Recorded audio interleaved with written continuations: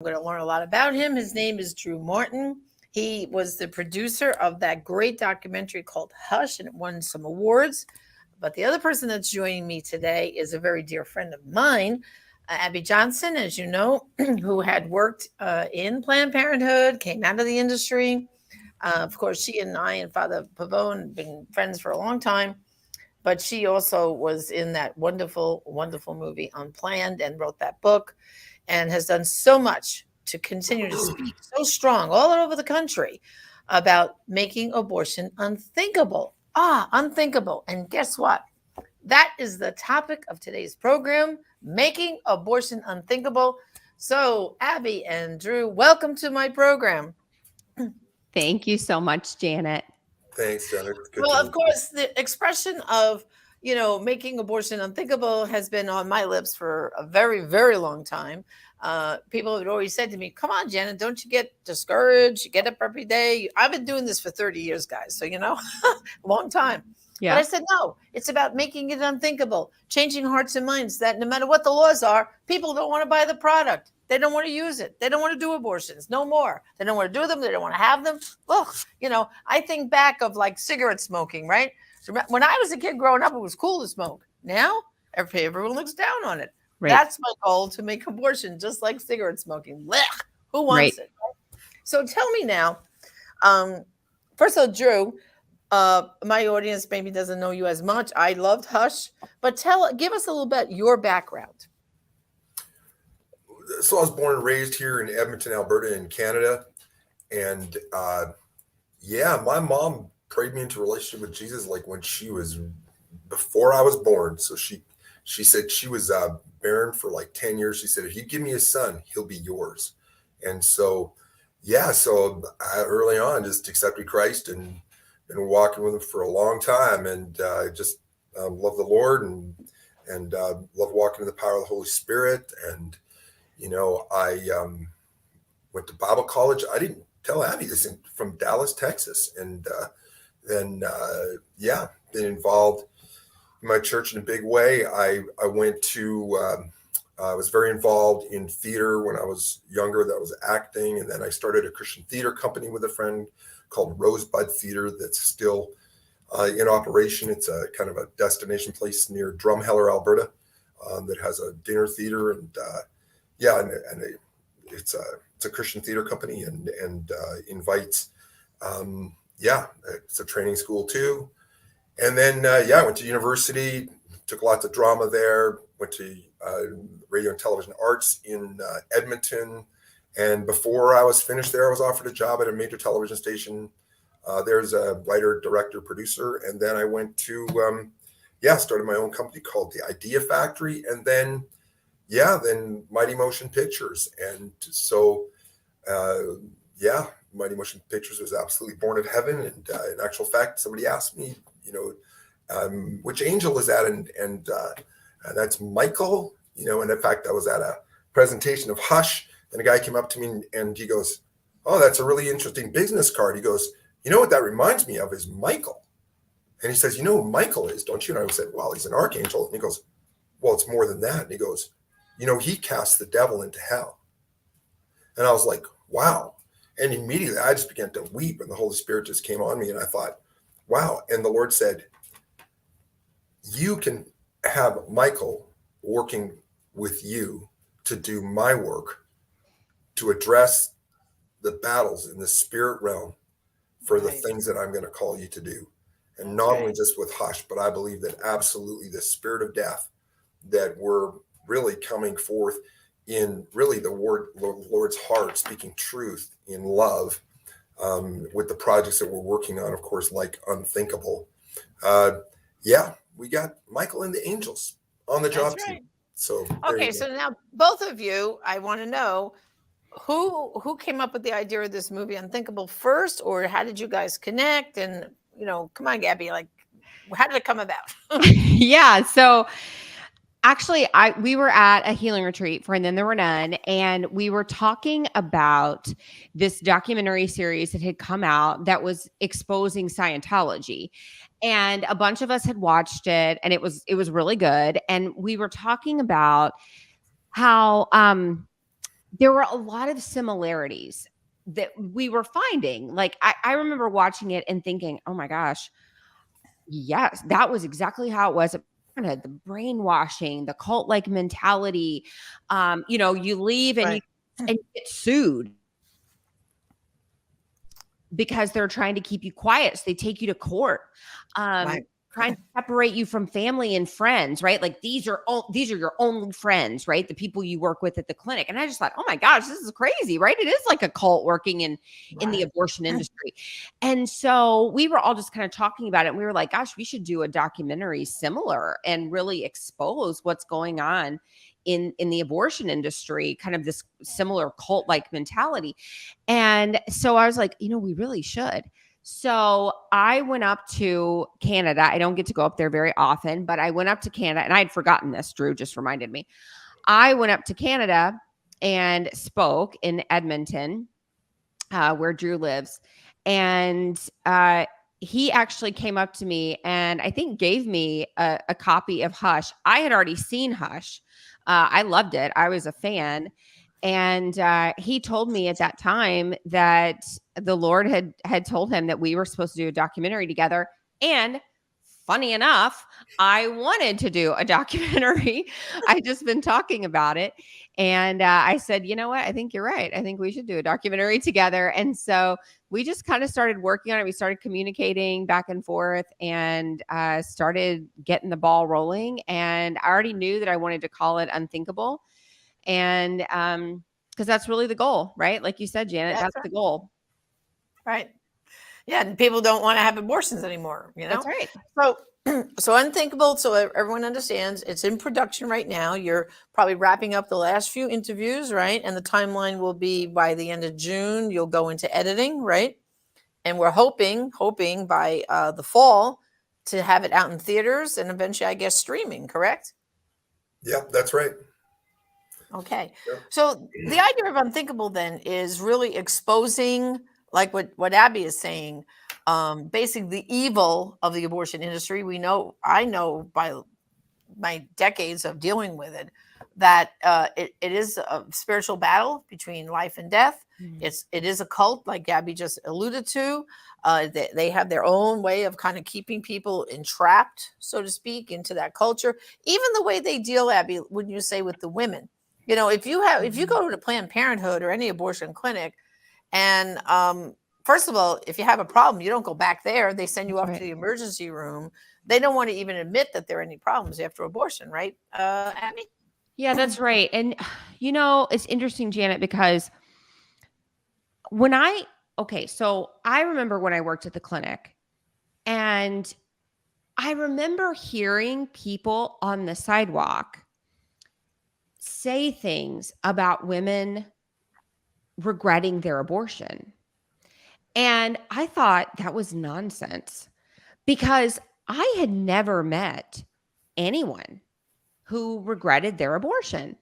Women, the only women I saw that had abortions were women who had abortions and then were coming back to us for repeat abortions, right? Right. And they were thanking us for performing an abortion on them previously. They were like, oh my gosh, you helped me so much. Thank you so much, right? It was like gratitude. And so I didn't believe them. I really did not. I was so naive. I really did not believe it because I thought, well, that's not happening. They're not coming back to us and telling us that they had a problem. So it's not happening. It wasn't until I left the industry that I started going and speaking at these events. I learned about Silent No More. I started listening to these women's stories. I'm going to these pregnancy center events. I'm seeing women standing up on these stages and they're crying and they're talking about their abortion regret and the trauma that they went through. And I'm thinking, oh my gosh, women really do regret their abortion experiences. And then I started healing from my own abortions, right? And then I started experiencing that sorrow and that loss. But you're right. Women who have abortions, women who have been traumatized by that industry, they're not going to go back to the scene of the place where they were harmed, right? They're Right. going to reach out to a pregnancy center, or they're going to reach out to an organization that can provide them healing. They're not going to go back to their abuser. Right. They're going to reach out to someone who can actually help them heal. Right. Well, you know what it is, Abby, too. When you think about it, at Planned Parenthood, any abortion mill, they tell you you'll have this abortion today. Oh, tomorrow you'll go back to school or work. No big deal. You'll feel Right? fine. You'll Yeah. feel fine. Okay. So now they go home and they start feeling horrible. Maybe they still experience heavy bleeding, cramping. They're feeling sick, feverish. They're saying there must be something wrong with me because Right. they said I would be fine. No big deal. So they're not going to go back to them. Or if they call Right. them with a medical problem, they tell them to go to the emergency room. Right. And I think it's this feeling of shame now that there's something wrong with me. What's wrong with me? They said there was no big deal, and I'm feeling like I'm garbage. doing something wrong. I'm the Exactly. problem. Yeah, it's the shame factor. And we find with the women who eventually come out and experience that feeling of regret, it takes them a long time to get from first saying, I'm sorry I did this, to trying to find healing, and then to be part of Silent No More and speak out. First of all, most women who go through an abortion recovery program don't speak publicly for Silent No More. That's a fact.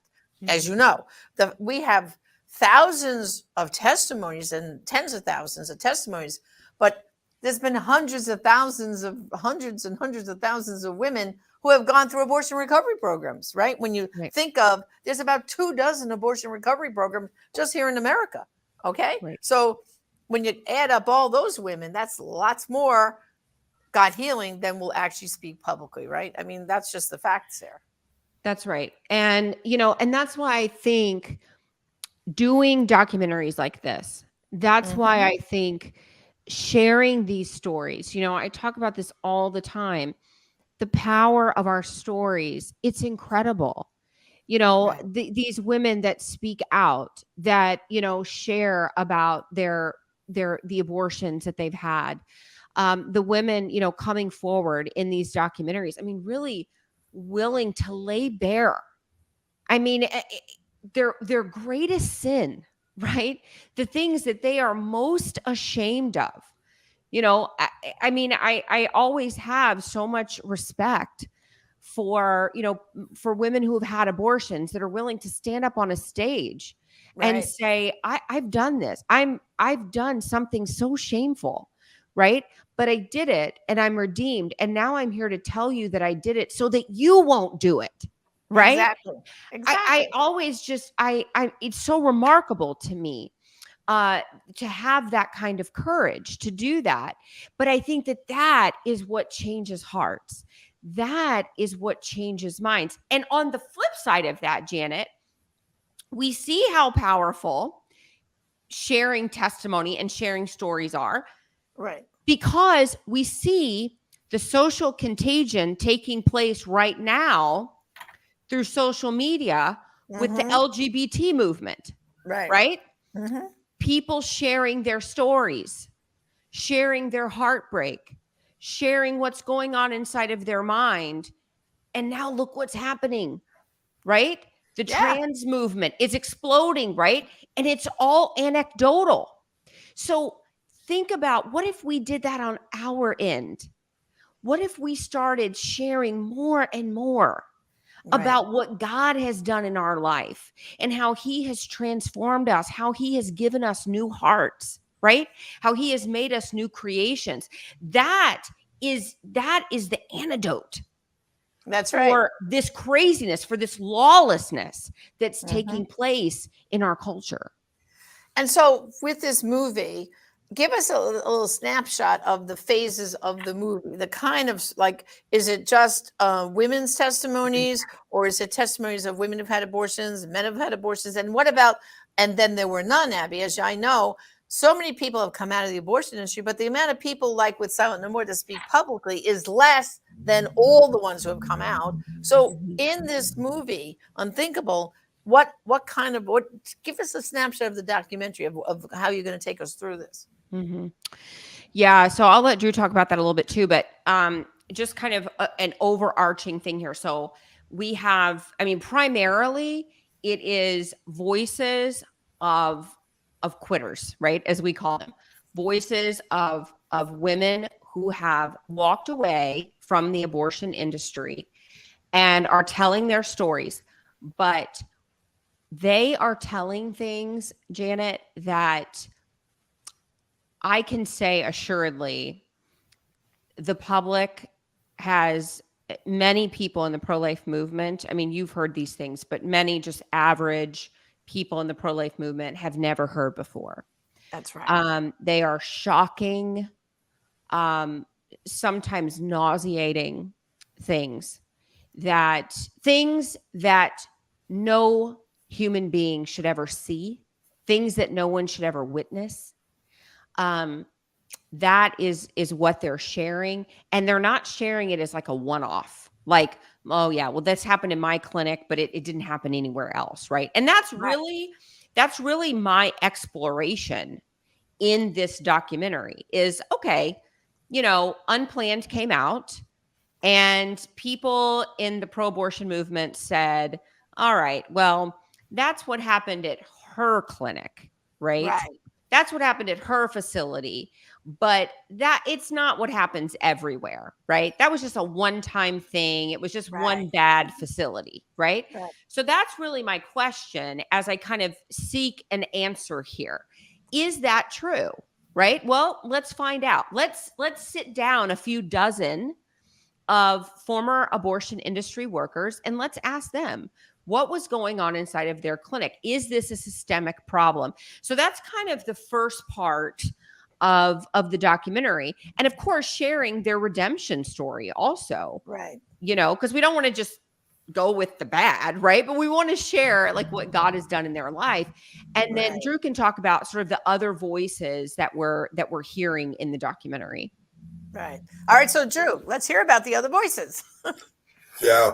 Well, in the context, of course, is the abortion industry, right? So we're unpacking that in terms of the hidden elements that are behind closed doors that are kept secret.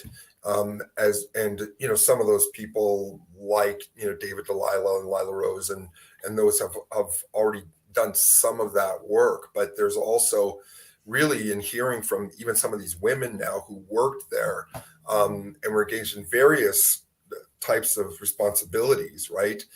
Everything from working in schools to poison the minds of young people in that context, or working in the media, or the work of the enemy is tentacle like, right? So we're exploring some of those different aspects of how how lies are conveyed and then perpetrated. And then I think that the other thing that's really amazing about the film is that the fact that this redemptive power of Jesus Christ is really the twist ending, if you like, in the film and in our lives, right? Because he has, through when people thought that Jesus was going to the cross to die, and after being whipped and mutilated and abused, and it was like, oh, we got him now, and then but death couldn't hold him down, because the love of God and his plan was so much greater for redemption. And so really and Abby has written a book called Fierce Mercy, and really the show then turns to really enlighten us to the fact that his mercy and grace is so much stronger than the spirit of death and the spirits that we're seeing manifested on the earth in a grand scale in a number of different avenues, right?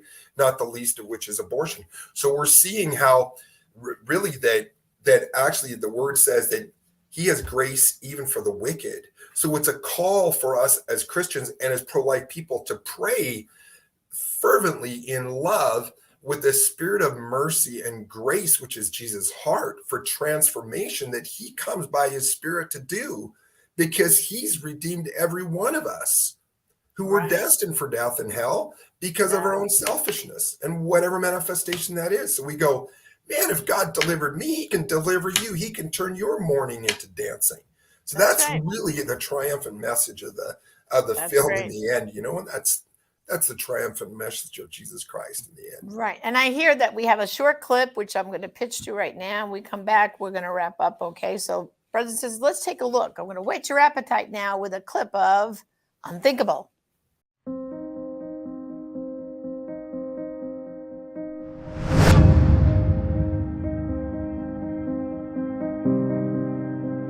Our fight is not with the doctors. Our fight is not with the people in the industry, and it's certainly not with the ladies that have procured an abortion. Our fight is with the spirit of death. I want to do a documentary about the abortion industry. It was like a cult and the brainwashing that happens, and like when you leave, they sue you. We had one woman that she tried to flush her own baby down the toilet and its head got stuck. So she called that night to the answering service that she was bleeding. But the doctor never answered. She ended up dying. The woman asked, "Is it killing?" And the clinic director, she said, "Oh, if you think killing a fly is killing, everything about it is dehumanizing." Time is money in the abortion industry. We did not want a woman on the table longer than 5 minutes, We right? took videos at the beginning of clinic, and we would play music, and the doctor would come in and dance to the Rocky theme. Like, we're going to get this done today. Margaret Sanger, who was the founder of Planned Parenthood, to eliminate the African American population through widespread access to abortion and contraception. It was just like a genocide. Black Lives Matter, it does, but what about the black babies? Like, that is literally the #1 killer into the black race. When it comes to abortion, this is not a political issue. This is a moral issue. We're trying to change the mindset of a culture. We're trying to change people's hearts. And one of the things I admire about Jesus is he was the perfect balance of grace and truth. And if the church cannot bridge that gap, we will never change the hearts and the minds of a culture when it comes to the issue of abortion. We have to be the perfect balance of grace and truth.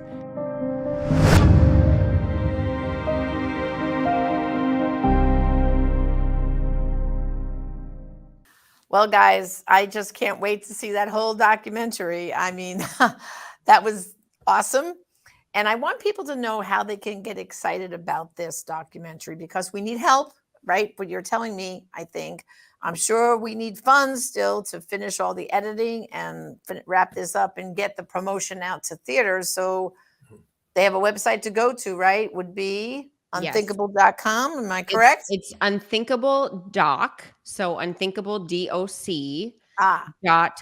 So unthinkabledoc.com.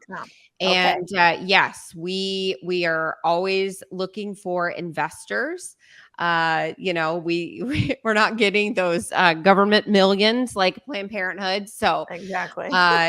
So we are always looking for investors. We would love to talk to you about investing, and you can contact us there at the website, or if you want to talk about investing directly, you can email me at Abby, ABBY, at abbyjohnson.org, and I would love to talk with you. Terrific. Well, guys, I am going to be praying and spreading the word about this documentary and to hope that we get lots of investors. And then when it's time to roll it out, count on me to be a loud voice to promote this documentary. So thank you for joining me. Thank you so much, Janet. Thanks, Jenny. Okay. Well, brothers and sisters, it's up to you now. I want to really tell you, go to that unthinkabledoc.com website. Any small donation would be appreciated, okay? Because if I get 100 people right now, each to give maybe $25, $50, or $100, see what I'm saying? Each donation will count because you can then be part of this exciting documentary. That's what we need you to do. And, brothers and sisters, in order to, make abortion unthinkable in our nation, guess what? It's the fact that there are some abortions only you will be able to stop. Some lives only you will be able to save, and therefore there are some ways only you will be able to help make abortion unthinkable. Thank you for joining us. Until next time, I'm Janet Moran.